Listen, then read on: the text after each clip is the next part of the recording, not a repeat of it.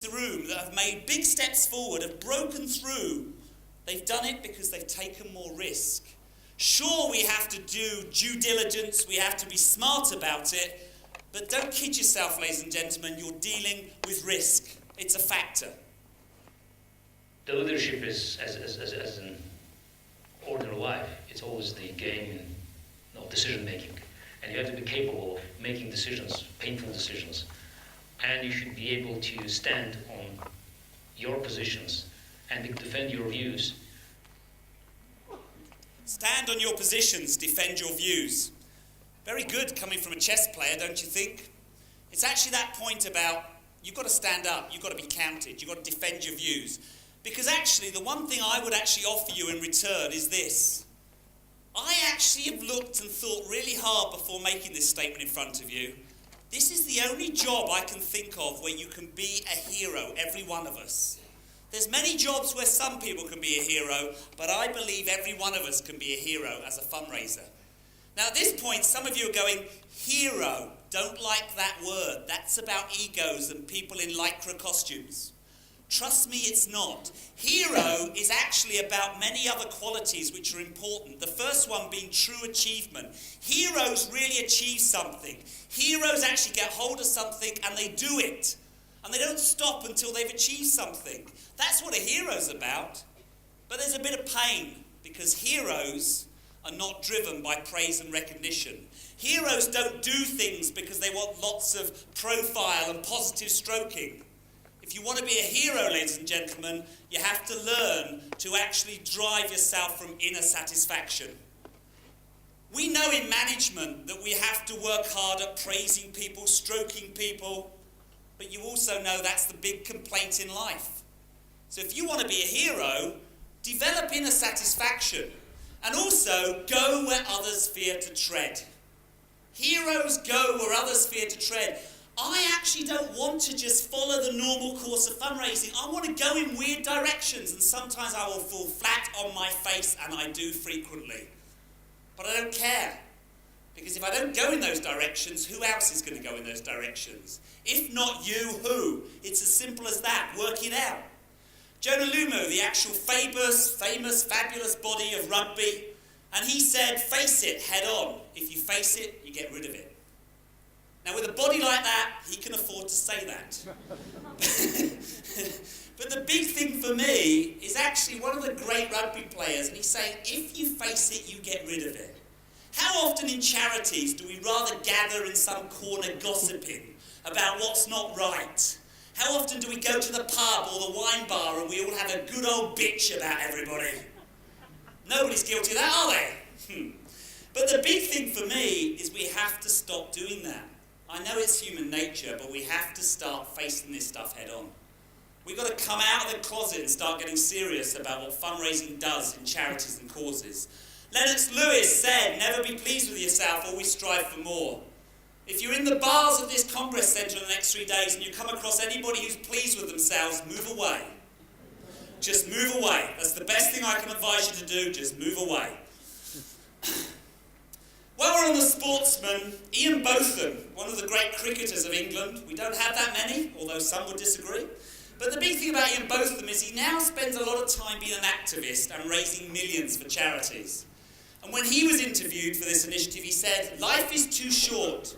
Can you not get off your backside and go out there and make the world a different place? This is a cricketer saying, get off your backside and make the world a better place. If you have negative thoughts, fine, have those negative thoughts, but take the positives out of those negative thoughts and look for a way around it. Don't give up. Things might be negative. Just remember my saying, ride the torpedo to the end of the tube. If you look at life here, there are bad times, there are either good times here and there's bad times there. Take all that and go forward. So get off your backside and go out there and make the world a different place. Get off your backside. But the thing I want to pick up on and what Ian's just said is he actually said this. Ride the torpedo to the end of the tube. Now, putting this presentation together with all the languages in this room, I thought I will lose my audience at this point. Hence why I've put it up there. What does he mean? Well, what he actually means is he's saying there's no halfway point in fundraising and changing things. When you actually start down a road, you have to finish. That's the deal. Too many fundraisers start down a road, it gets too difficult, it gets too hot, and they move to another challenge. Why? Why is that? We need to ride the journey. We need to take on these challenges, and even when it gets really tough, we need to keep going. Because you've heard, haven't you? You've heard it a million times that when the going gets tough, the tough get going. It's as simple as that. And that's what riding the torpedo to the end of the tube is about. And when you're riding the torpedo to the end of the tube, constantly learning as you go on that journey of fundraising. You're taking days out of your schedules to be with us here. We hope you do lots of this to help you make that journey and how you go. But the good thing is in making that journey, you're not alone. I'd like to say to all of you, ladies and gentlemen, that we are team fundraising. You're part of a team while you're at this Congress. You're part of a team where we can all help each other, we can share with ourselves, with each other, and we can try and move things on. We're part of a team, but when you get back to the office, you're part of several teams. Your fundraising team, the charity team, the sector team, team strength. And team strength is about faith in each other. How much faith do you have in your colleagues? Because if you don't have faith in each other, you're alone. If you don't have faith in each other, you need to question why. You've seen this stuff on teams: forming, storming, norming, performing. Try saying that after 4 Heinekens. It is actually this point that says, yeah, this is all the management stuff about team building, but actually it's a cycle. The minute the team starts to sort of perform, then you need to storm it again. Take it up to another level. But you're only going to do that if you play as a team. What is one of the number one themes you're going to hear in the next few days? The lack of integration in our charities and our organisations. The aspiration that says everything we do needs to be more integrated. It starts with faith in each other. It starts with teamwork, because teamwork is so important. And if you want to do teamwork and if you want to have faith in each other, you need courage. You need courage. The greatest quality in a man is not his faith, but his courage.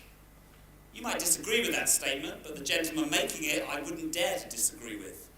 The point for me, though, is in fundraising, we need to have that courage. Why do we need courage? Well, I think that fundraising needs to change gear. I need to think that we can go out of here on Friday, and on Monday, I need you to go faster. I need you to start thinking that if you feel in control, you're not driving fast enough. By the way, Mario Andretti said that. The big thing for me in fundraising is we need to have more courage to put our foot on the accelerator to see where it can take us. This isn't like taking a nice little quiet road for a little drive, because you'll get left behind. You will get left behind, and if I was you, I'd be bored, whatever. So think about it. And the big thing about driving fast is the world is driving fast. The lives of our donors is going at such a speed that, as Philip Stark said, incrementalism is dead. If you're just doing bit by bit by bit improvement, you're going to get trampled on. We need to start taking bigger steps. Now, having set that challenge, of course, there's times when we need to go a bit slower. But you need to balance that with now and again, put your foot on the accelerator and see where it takes you. See what it does for you. High jump. I wonder how many people have ever done that. I never have. It never appealed to me. But the big thing about high jump is when you look at the apparatus of high jump, it looks pretty formidable. You basically, it's not high jump, is it? Pole vault even. Thank you for correcting me. You're all with me, I can see. And the big thing for me is you run with this pole, you hit something, and then you propel yourself over the bar. And when you get over the bar, you say, that was pretty good, let's raise the bar. So up goes the bar, and then you do it again. And that's how sports people train. But the Olympians, the people who really do not believe in records because it's about there's no limits, they look at that and they go, no. What happens if we do that? And when they do that, they fall flat on their face. And they pick themselves up, and they do it again, and they fall flat on their face. And then just maybe, they make it over the bar.